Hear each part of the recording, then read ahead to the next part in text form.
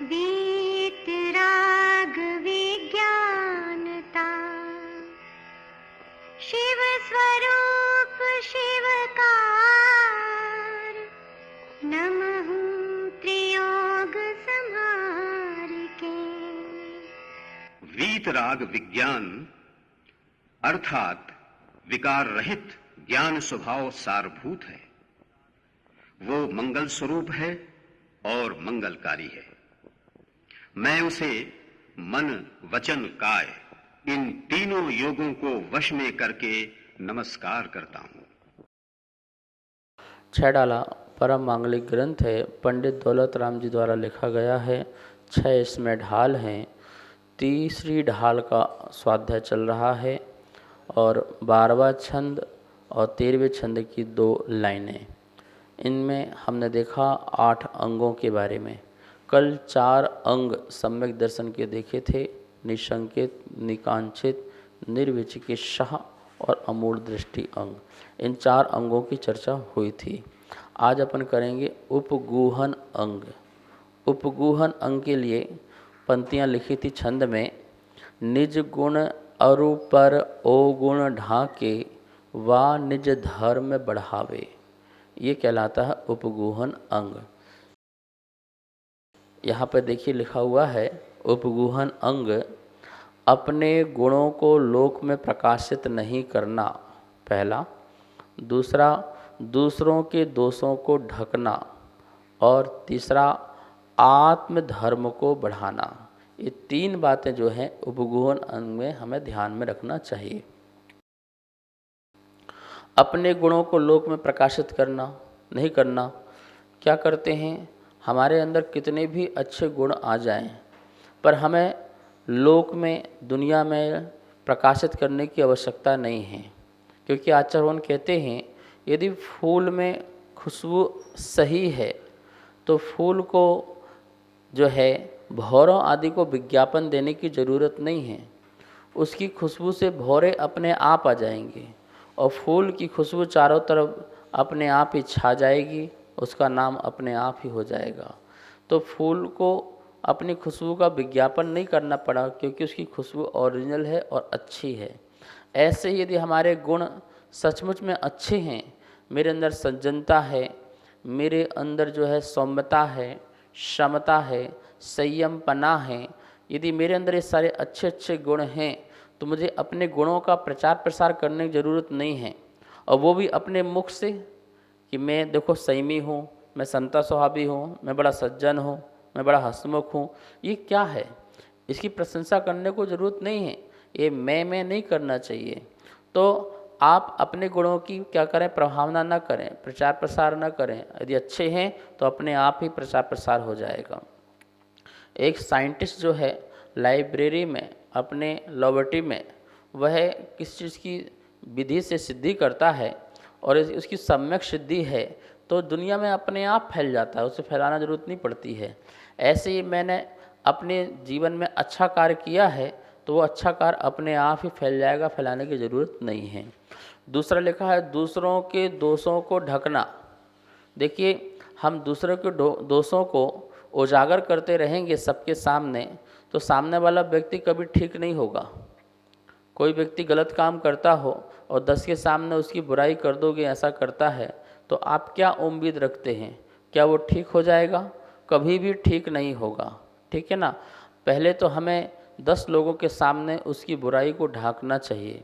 देखो, कभी भी कर्म के उदय से व्यक्ति के साथ कुछ भी हो सकता है और ये कर्म के बहाव में बह ही जाता है व्यक्ति। जब बाढ़ तेज आती है तो कोई कितना भी शक्तिशाली हो उस बहाव में, बाढ़ के बहाव में बह जाता है। ऐसी तीव्र कर्म का जब उदय आता है तो संसार में ऐसा कोई प्राणी नहीं है जो उस बहाव में ना बह जाए।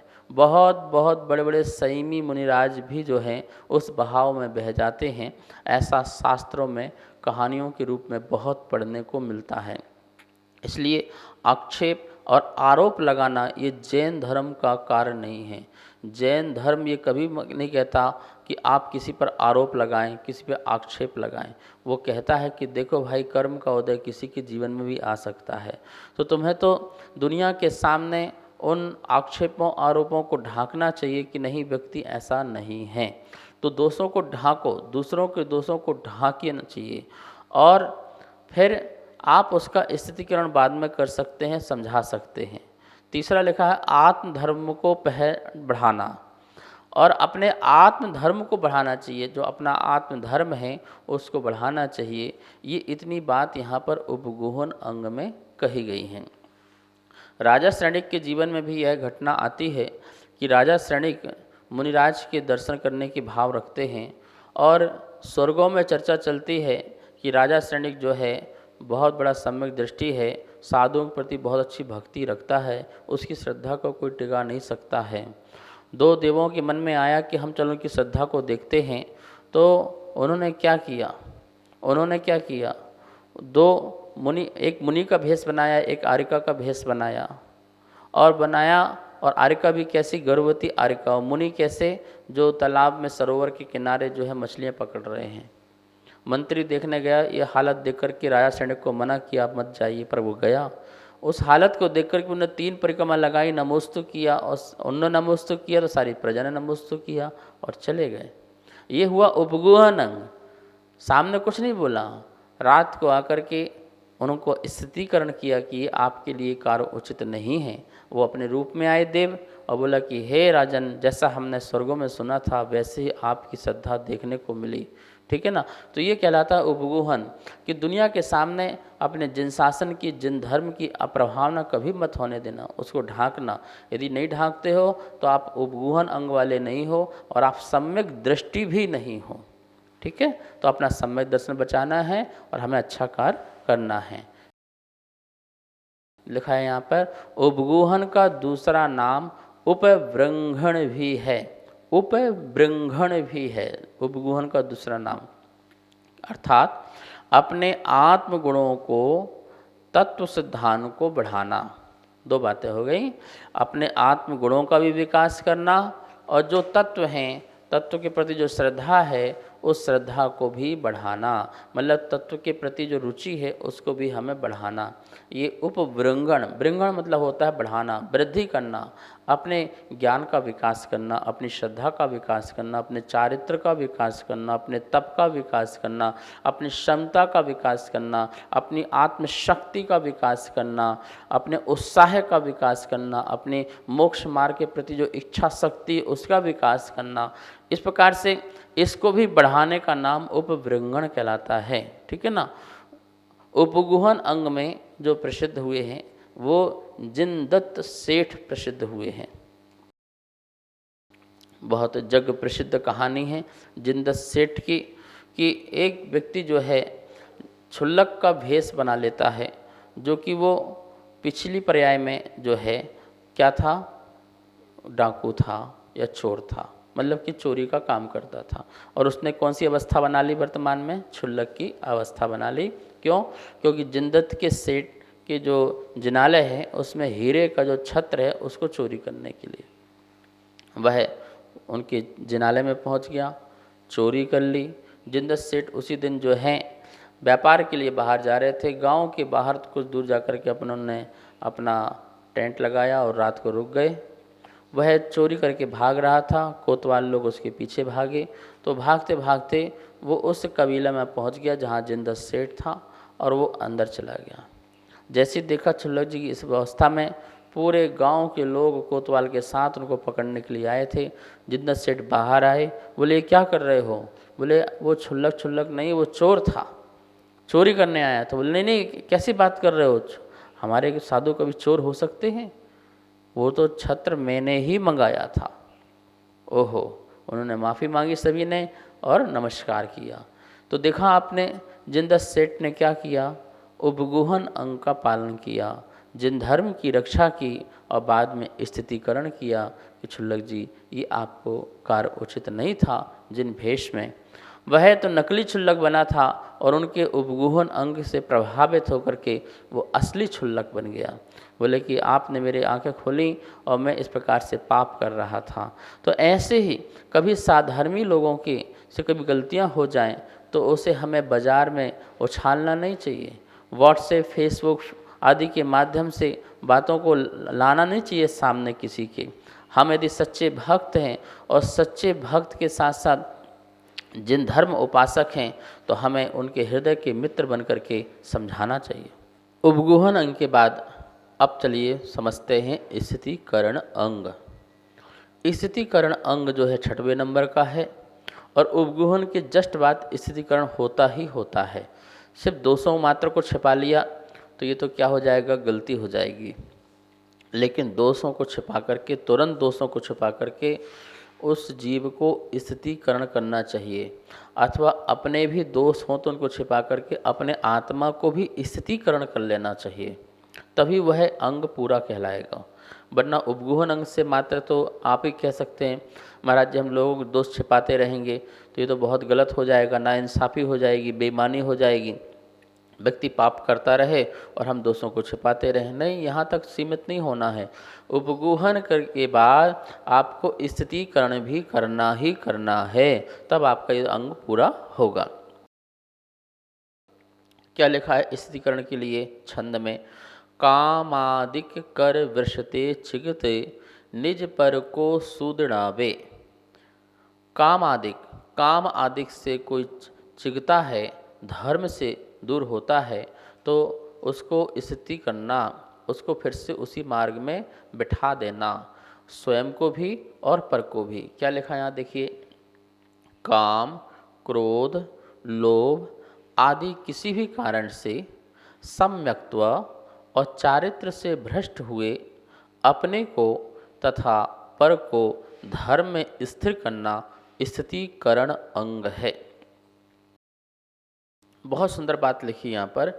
कोई व्यक्ति काम से भी भ्रष्ट हो सकता है, क्रोध से भी, लोभ से भी, मान आदि कसाय से, किसी भी कारण XYZ कोई भी कारण हो सकता है और इन कारणों से अपने सम्यक दर्शन, अपनी आस्था से च्युत हो रहा हो या कोई दूसरा व्यक्ति च्युत हो रहा हो, धर्म छोड़ रहा हो, चारित्र से भ्रष्ट हो रहा हो, तो अपने को तथा पर को, मैं स्वयं ही सम्यक दर्शन और चारित्र से भ्रष्ट हो रहा हूँ अथवा सामने वाला धर्मात्मा जो है सम्यक दर्शन से और चारित्र से भ्रष्ट हो रहा हो। क्या होता है, कभी कभी व्यक्ति श्रद्धा से भटक जाता है।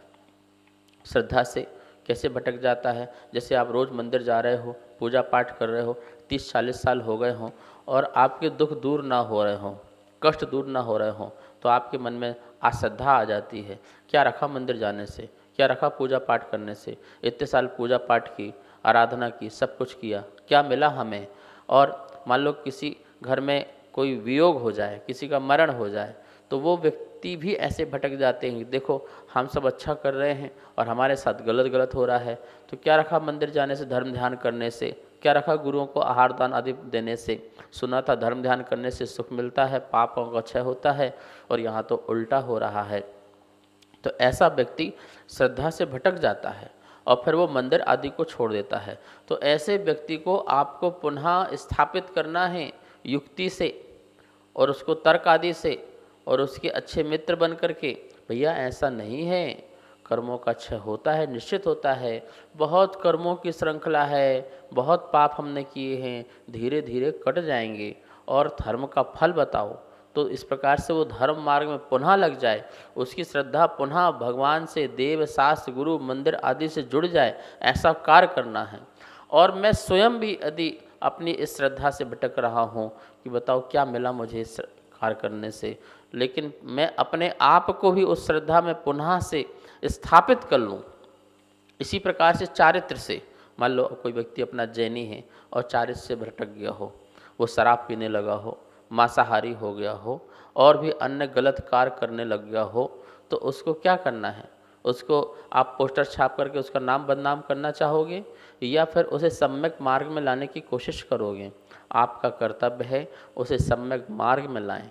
कैसे लाना है ये आपको सोचना है, ये आपको विचारना है। यदि आपने उसे सम्यक मार्ग में ला दिया तो आप सच्चे सम्यक दृष्टि कहलाएंगे, ठीक है ना। तो चारित्र से भ्रष्ट हुए, सम्यक दर्शन से भ्रष्ट हुए, अपने को तथा पर को, दोनों को बोल रहे हैं, धर्म में स्थित करना, किसमें करना? धर्म में स्थित करना। जो धर्म व्यवहारिक धर्म है, निश्चय धर्म है, इस दोनों धर्म में उस जीव को या अपने को स्थित करना, इसका नाम स्थितिकरण अंग है। समाज में आज स्थितिकरण अंग की बहुत ज़रूरत है, इस बात को ध्यान रखना। समाज को यदि बचाना है, जैन धर्म को बचाना है, तो महावीर स्वामी द्वारा बताए गए ये उपगूहन अंग और स्थितिकरण अंग, इन दो अंगों को आप इसको आगे लेके चलो। साधु लोग भी ध्यान रखें, उपगूहन अंग और स्थितिकरण अंग को खुले मन से किसी प्रकार की बुराई ना करें। क्या लिखा यहाँ पर? कसायोदय से, वेदना से, दरिद्रता से धर्म छूटता हो तो उपदेश से, पथ्य आदि द्वारा, भोजन, औषधि, धन आदि द्वारा स्थित करना चाहिए।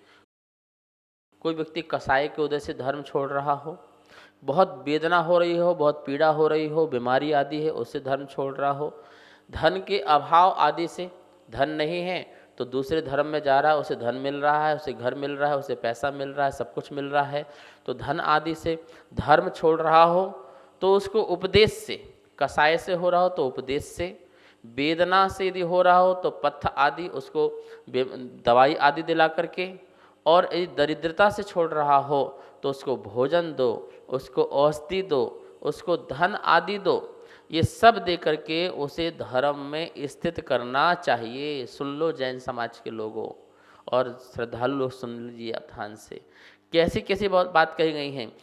यदि क्रोध आदि उत्पन्न हो रहा हो तो उसको उपदेश दो, बीमार हो रहा हो तो उसे दवाई आदि इलाज कराओ, और दरिद्रता हो रहा हो तो उसे भोजन दो, उसे औषधि दो, उसे धन आदि दो, घर मकान दो, और धर्म से च्युत न हो ऐसा भाव रखो। तो ये स्थितिकरण है, इसको स्थित करना, धर्म में स्थित करना, ये स्थितिकरण है।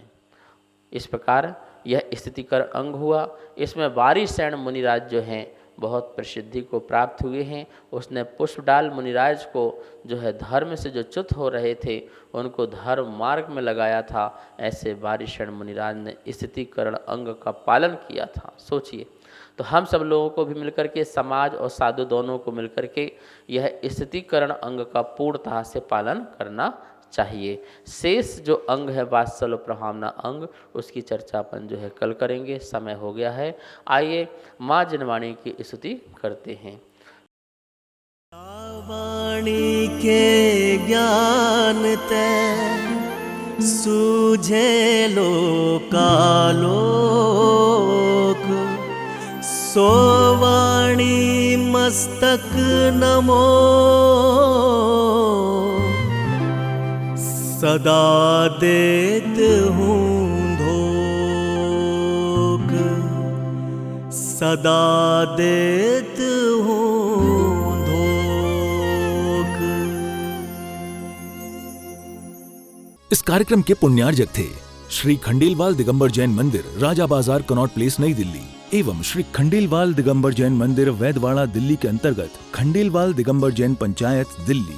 जिनेंद्र जैन नरपतिया अध्यक्ष, धीरज जैन कासलीवाल महामंत्री, विजय लोहाड़िया विक्की उपाध्यक्ष, गौरव पाटोदी मंत्री, विनोद पांड्या कोषाध्यक्ष।